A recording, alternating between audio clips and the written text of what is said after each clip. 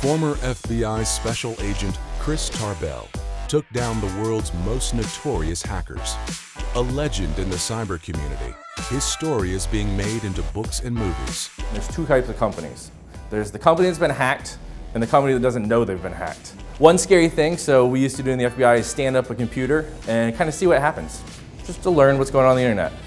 In about the first 13 minutes, 42,000 hits happened on your computer.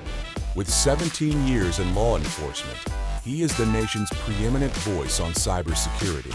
I end up at the FBI Academy for its 21 weeks of training. I'm there doing my push-ups, my sit-ups. You know, I was a cop. I knew all the tactics. I knew how to fight people and arrest people. But in the FBI, they're teaching you entry and how to go into a room. And a couple techniques you do is you come up to a corner and you see it and you start pieing off the room. As you make a little step in, you pie off a little bit more and you're seeing a little bit more in the room. So as we go in the room, we're coming around, clear the door. This guy has this area, this guy has this area. We all get shot in the back. There was a guy hiding behind the door. Everyone has their responsibility of their piece. Everyone has their responsibility of where they should be and where the next guy should be. And as the first guy in the room, you go hard left. And I went hard left, but not hard enough. I focused on the door. It was a lesson learned, and I've applied it into cybercrime, compartmentalizing things and putting things in their right places and knowing where the places are. So I'll go into a company, and we'll do it now, and we evaluate what they're doing, what they have going, where they put their information, and you'll find that it's wide open. Tarbell infiltrated Anonymous and turned Sabu, then the most influential hacker online, into an informant, meaning an FBI agent was secretly monitoring the most prominent cyber groups in the world. So one of the biggest threats facing everyone today is the insider threat. So you have to know who's working for you, who's controlling your information, who has access to your information. Everyone has their big fence and all the pieces in the middle, and you can just go from one server to server to server, and once you're inside, you're inside. You own everything. You can get everything out. As long as you get it over the fence, which isn't a difficult process in the computer world, you can get it out. Tarbell is the man even the most notorious cyber criminals have nightmares about, and Sabu was just one of the infamous figures he arrested. Sabu was this mythical character online.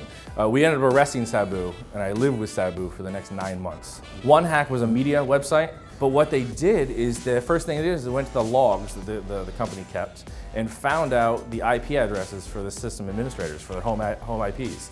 It means, like, if I wanted to make sure you didn't get a phone call, I would call your phone 1,000 times a minute, and so nobody else could call your phone.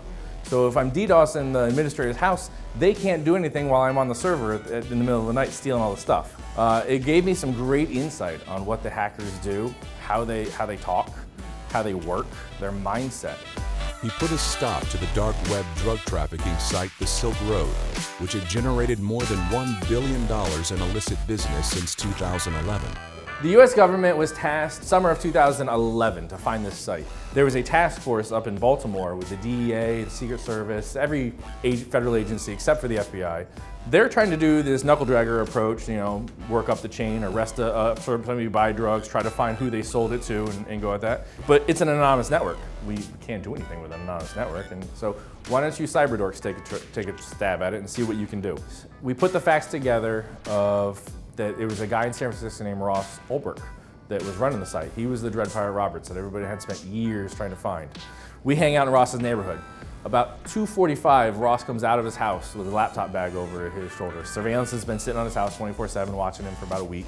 We have a middle-aged Asian couple, a man and a woman, FBI agents, no one knew, comes up, they walk behind Ross, and she starts speaking Chinese and yelling at him, and then hauls back and goes right about to punch him in the face. Ross is like, oh, I gotta see this, so he turns around. Little did he know, we put another female agent that looked like maybe she was 12 years old, but you know, gun was bigger than her out on the side of her. She reaches across and steals Ross's laptop. Ross thinks that he's about being robbed. No idea what's going on with the two FBI agents, so he stands up, lunges for the laptop, we sit him back down, his world comes to an end. But one of the first lessons I learned is the low-hanging fruit. If you're a person who wants to secure yourself or be a company that wants to secure, you don't want to be that low-hanging fruit. You want to be a little bit secure than the guy next to you. Tarbell's hair-raising stories prove that just because business cannot see their adversary, it doesn't mean they can't protect themselves.